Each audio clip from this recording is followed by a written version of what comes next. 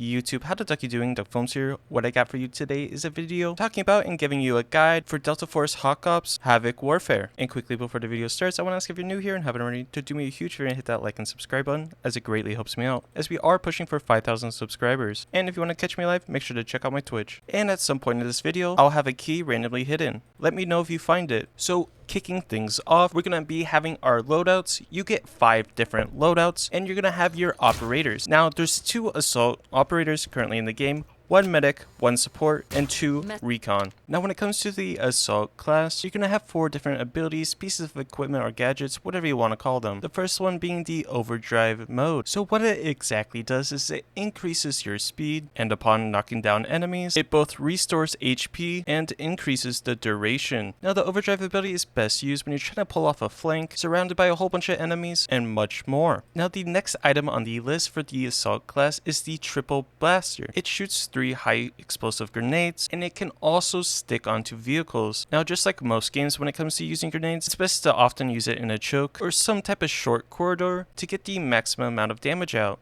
The next item on the list is the grenade. Now the grenade you get is the smoke grenade, and it's very effective, especially since it's under the assault class. In a sticky situation, wanting to push with your team and help a little bit more, throw down that sweet smoke and get some cover. Now last but not least, when it comes to the last gadget of the assault class, you're actually going to have a couple options. The first one that they default give to you is the anti-personnel grenade launcher. Now the anti-personnel grenade launcher is very effective, and it's definitely a strong choice to use. Then you're also going to be given the option of the EMP grenade launcher. Again, it's also a really great choice to use if you want to play that more supporting role. Then you're going to have the choice between the plate and the medical syringe. Now I highly encourage the plate over the medical syringe, as you place on the plate when you start off the game, or whenever you die, you get 2 of them and you can easily replace them. The medical syringe is all it's going to do is really boost your health over time when you've taken damage. Now next up is the medic class, or the medic operator, whatever you want to call it. You're going to be given the high-tech heal pistol, which is going to shoot teammates in the surrounding area to heal them. You can also heal yourself by holding and clicking X.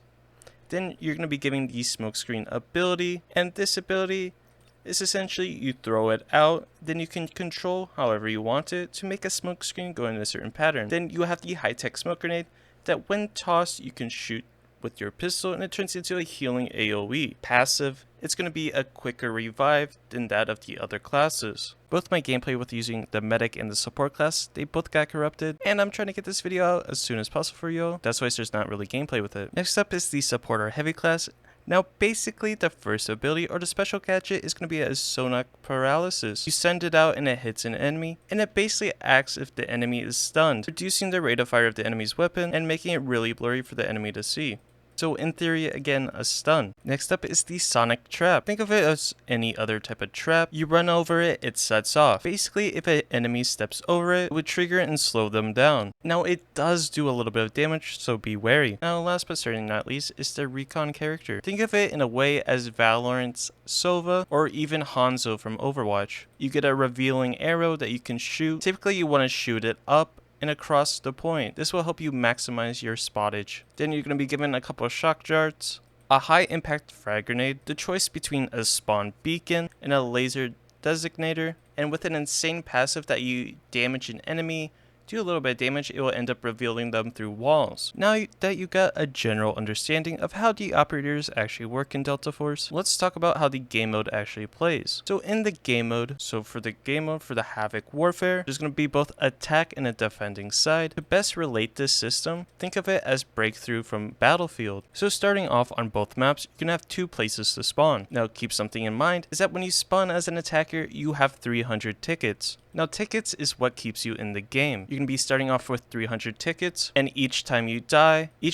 fully die and you're back at the respawn screen and you can select your deployment, that's when you lose a ticket. If you get downed and picked back up from a teammate, then you're not going to lose a ticket for that. It's only when you fully die and back at the respawn screen. But the whole point of the game mode is to capture the points on the map marked at the top of your screen. Now you want to cap it to the best of your ability without losing too many tickets, as tickets do roll over and help you capture the points further on. I believe, at least in this game, Delta Force Hawk Ops, if you get a capture point and you do have some tickets roll over, you're still going gonna be maxed out at 300. So take that into terms. And while you're playing, you're constantly building up a score on the scoreboard. Now you might say that's pretty general and you don't really need to know about that. But when you look at your score and then press and hold 5 on your keyboard, this will be where you'll be able to quote unquote cash in your points. Now all of these points are individual and give you access to things such as a cruise missile, an artillery strike, a smoke screen, a respawn beacon for your entire team, and the ability to spawn in the vehicle. Now personally, the best option that I usually do is to save all my points usually for the cruise missile, or as I like to call it, the nuke. You call it a cruise missile from the sky and it pretty much nukes where you place it. And this is what it does.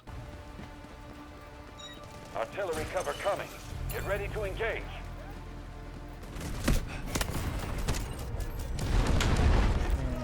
Just like what Foce says, that was a lot of damage. Now again, you get these points by capping points, marking enemies, getting kills, getting revives, getting assists, pretty much anything in this game you will get points for. So make sure you keep track of what points you have and when to use those quote unquote kill streaks or whatever you want to call it. Now moving on, we're going to be talking about vehicles. So there's a couple vehicles in this game. First, there's the main battle tank, which is going to be your big cannon with your LMG on top. Now you can mix and match and vary however you want. Then there's 2 different LAVs, a tank destroyer that's kind of like a Jeep. And then only on the one map that I have gameplay on, that I'm showing you right now, is an attack chopper that only spawns for the attack side. Do I think that might be a little overpowered or strong? Possibly. But they're pretty easy to take out. I don't really play vehicles or have that much vehicle footage, but the vehicles in this game are pretty strong, at least kind of. See, the vehicles in this game can be very strong if you know how to properly use them. Sadly, being set up on a hill next to a vehicle repair station is probably going to be your best option when playing this game. But that pretty much sums up my ultimate guide to Havoc Warfare in Delta Force Hawk Ops. If you found this useful or fun to watch, do me a huge favor, hit that like and subscribe button. I plan to do a whole bunch of more content for this game as I've generally fallen in love with it. But anyways, we're going to finish off with some gameplay and I'll catch you in the next one.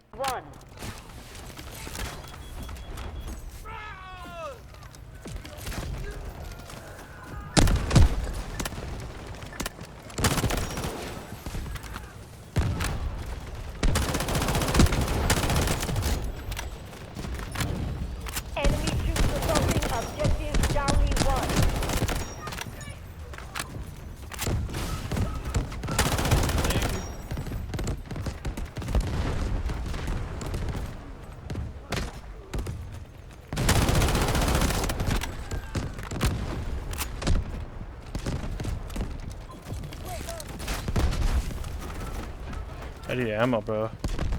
Oh, there is ammo there. I destroyed all that cover.